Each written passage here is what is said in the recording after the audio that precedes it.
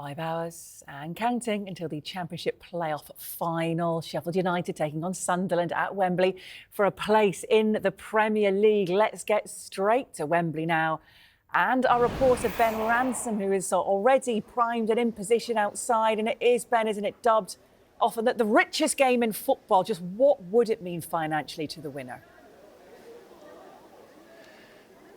It's so hard to quantify, Hayley. It is a hugely important game on the pitch, but for both clubs involved, it could be potentially transformative. We're talking about it being worth in the region of £200 million to the winner.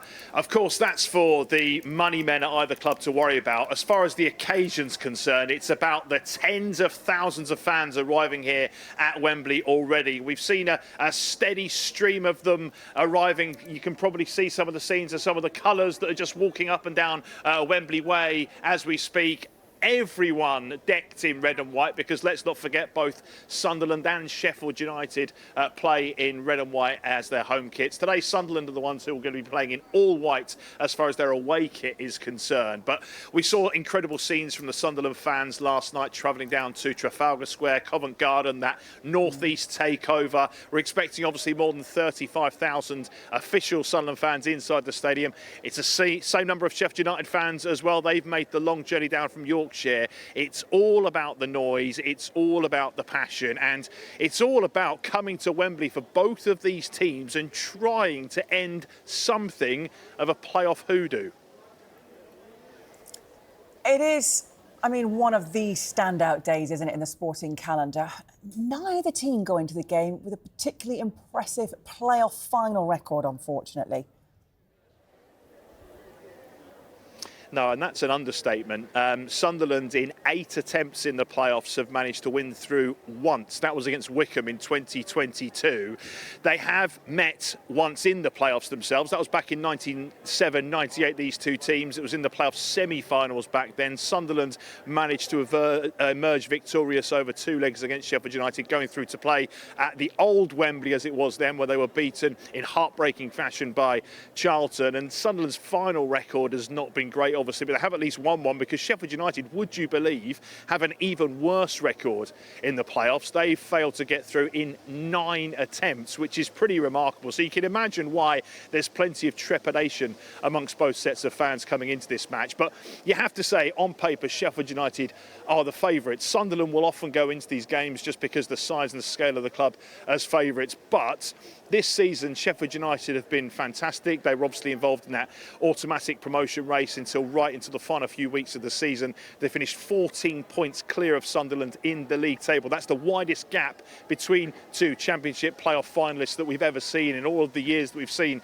this playoff final being played through.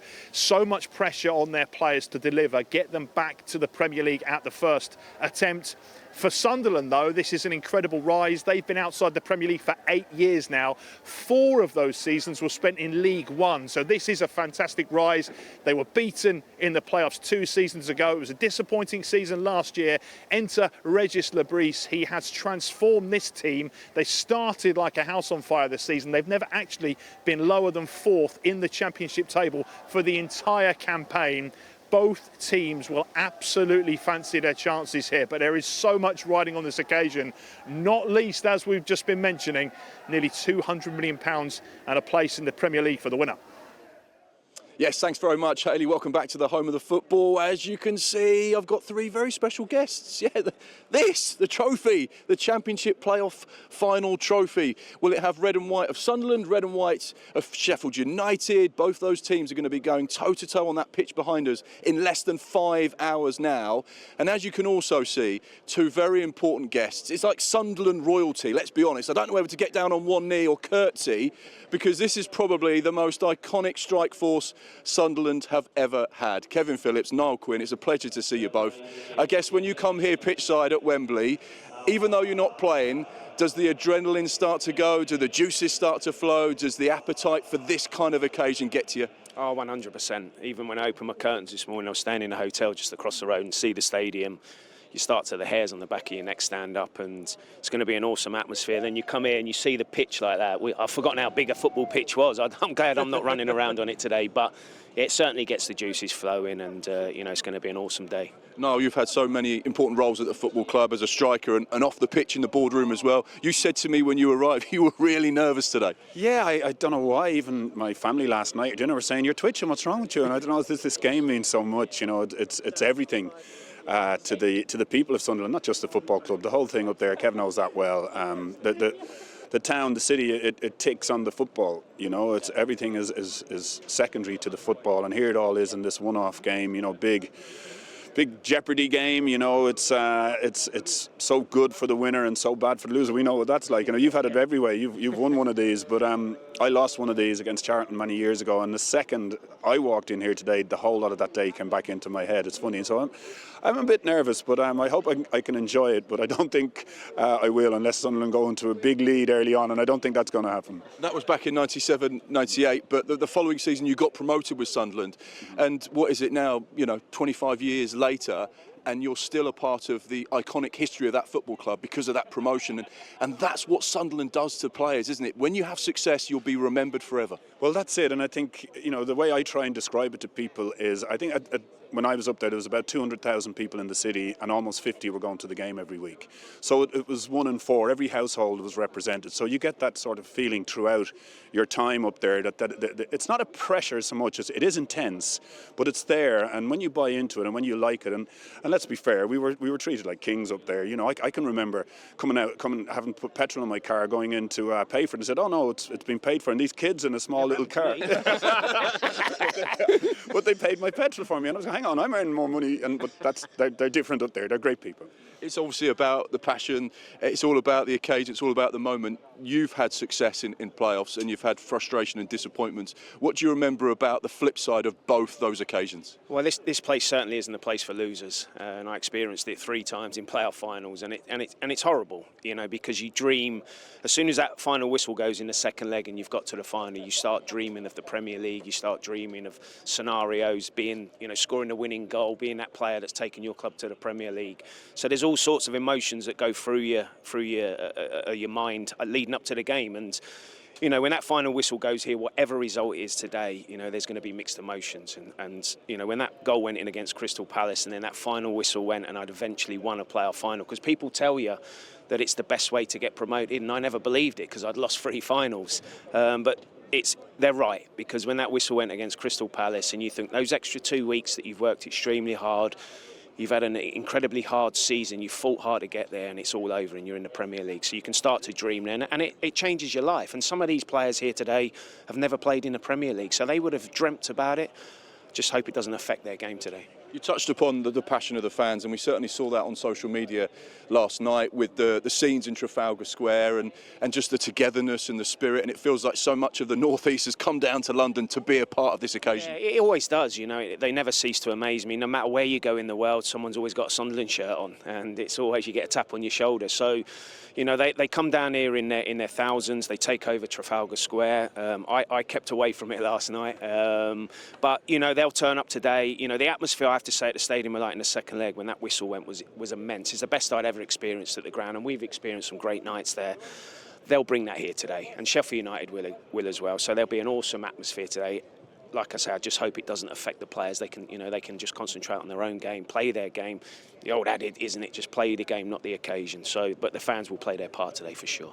And we've seen an incredible season, really, from what is one of the youngest average sides when it comes to age in the Championship. It's about 23 years old. So when you're young, fearless, and you've not had any negativity in your career, do you come here and thrive on that, or can the occasion perhaps get the better of you? What would the message be to that young Sunderland squad from you? It's funny, I remember looking back to the first time I played here in a League Cup final many years ago, and Frank Stapleton I met, who's on the Ireland squad with me, he said, don't let the day go by, and don't sort of get caught in the sort of whole day and whole thing, and where you get sapped of energy without actually doing a lot because your mind wasn't right. And I didn't quite listen to him. I got hauled off after an hour, I think. But it was like afterwards, it was as hard on the mind, I think, playing a big game here as it is on your body physically. And if they can get that right, but as you say, they're young, no scar tissue there in terms of, like Kev, he'd lost 3 of them, but I think that's been the great sort of plus for the season for Sunderland fans. I mean, it's in great shape, the club, and why? Because I think all these young players are showing a vibrancy that the fans and everybody are reacting to. The club has been run really well these days. It's in great shape, and I think every bit of the club, there's a tick that you can say, yep, they're doing everything right. I think that I found out last night they sold 110,000 jerseys this season. I think we did 10 in my time. So things are really happening, and these young players are typifying it. They're the ones that they're going out there, and I hope they don't get caught up in the occasion. Go out and enjoy it if you can. These days don't come around too often. I think they'll be fine just in terms of the journey they've had. You know, I think when you look at the two legs of the playoffs, I think we probably all agree Coventry were the better team, but that sometimes, you know, you don't get what you deserve in football. But to lose the 5 games lead into the Coventry game, then to be able to pick themselves up, dust themselves down as a young team and go and get to the final, I think they'll be okay today. I think they'll handle the pressure. They're a young side, they've got tons of energy, and they showed that in the second half of extra time. They got stronger as Coventry got a little bit weaker. So again, you know, I echo what Niall says. I hope the occasion doesn't get to them, and I hope they put on a superb performance. No, I don't want to get carried away, but Newcastle Sunderland in the Premier League. And I know I'm getting carried away, but that occasion, that moment, that game for the North East, how important is it to have that on the agenda? Well, I'm pretty sure the whole of Newcastle will be rooting for Sheffield United today, that's for sure. But I think, you know, as football fans in the North East, and they are football fans, they want the derbies. You know, we've experienced them, we've scored winning goals in them. They're awesome. You know, it's what you dream about. I remember my first taste of the derby at St James's. You know, it was incredible, absolutely incredible. So, you know, they've had some great battles over the years. Of course, the last one in the Cup, Newcastle ran riot over Sunderland, and they'd like to get their own back. So, you know, they've got an extremely tough job here today. You know, let's not forget Sheffield United are an excellent side, but yeah, those derbies, surely as a Newcastle fan and a Sunderland fan, you want those. And just finally, Noel, we know the importance of this game for the players and writing themselves into Premier League history, because that's all the ambitions of young players. They want to play at the top table of English football. But financially, the game's worth around £200 million.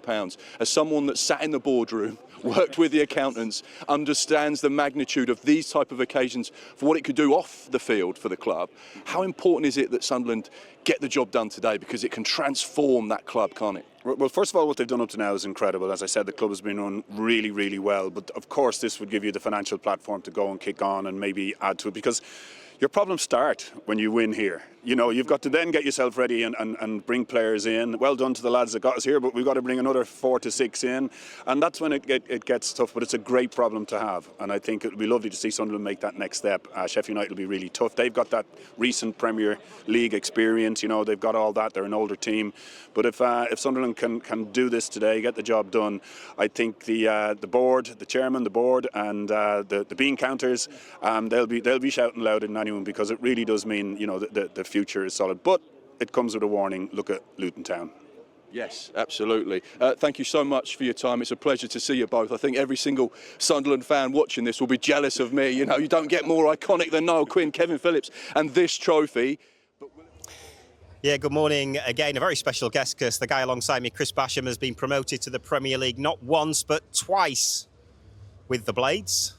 So you can take us inside that Sheffield United dressing room, because you know how Chris Wilder operates. So what will the mood be like? Yeah, I think he'll be confident. I think the way they went about themselves in the playoffs recently against Bristol City, that'll obviously aspire them to be what they want to do. I know that they had a little sneak peek of Wembley yesterday, and I think the lads would have been fancying themselves, putting themselves in situations in the game, and can they go and be the hero and win it for Sheffield United? What would it mean for the players to get promoted back to the Premier League? You've done it twice. Just give us an insight into what that feeling is like. I think it's obviously you want to play in the best league as a footballer first and foremost of all, and all them boys will be. They've had it the hard way. They've been relegated, and they're bouncing back now. And the manager's got a really fresh group of players. He's got a belief in himself and in the team, and I'm looking forward to seeing how they go today. How big is the achievement just to get here, to get to a playoff final? Because you were part of the squad last season. It was difficult in the Premier League. Chris Wilder has rebuilt the squad. How good has that job been from him, and how much praise does he deserve for what he's done? Yeah, there's been such a freshness this season. I've watched them all year. There's been a freshness, there's been a growth. Everybody's obviously come back into the squad. There's a competition for places. There's goals in the team. We've got a brilliant goalkeeper in Cooper, who's been fantastic as well. And there's a belief there. There's a quiet confidence too. But obviously they're against a really tough side and a big club in Sunderland too. What's he like in these situations, Chris Wilder? Is he calm? What will he be like in the dressing room before he sends the players out? I think he'll be calm. I think he'll obviously... They would analyse the game of how they want to go about it. I think they'll have a lot of ball in the game, and they've watched Sunderland play the counter-attacking side, and I think he'll be calm, but he'll want to win it, and he'll be telling the boys how much it means to him and how much it means to the fans, because he's a fan himself. So it's going to be a big day and a big game, but he'll be calm, but he'll also want the lads to perform at their very best. Key battles today, where will they be? Yeah, definitely. How can they break Sunderland down? How can you score goals? I think Gus Haim has been a standout player all season, and this is the kind of game he'll kind of relish, I think. Midfield will be tough, and obviously defensively for Sheffield United, they're going to have to be good, because Sunderland are really good on the counter-attack. They've got speed and pace, and they can score goals from anywhere. And the atmosphere today, you're a North East boy, you'll know what it's like with the fans up there, the Sunderland fans, and obviously you played in front of the Sheffield United fans for a lot of years, so the atmosphere is going to be very special, isn't it? Yeah, I got the train from Newcastle and it was bubbling away on the train, and that was on the 7 o'clock flyer yesterday morning, so they've been at it all day. I can see now a lot of Sheffield United fans are starting to turn up, and it's great to see, and it's going to be two massive clubs against each other. Amazing rocking atmosphere, and I can't wait for it to get going. We can't either. Chris Basham joining us live on Sky Sports News. Sunderland against Sheffield United. He's been promoted already with Sheffield United twice to the Premier League. Can Chris Wilder get his second promotion to the Premier League a little bit later on today? Oh, not long. Tim, guys, thank you.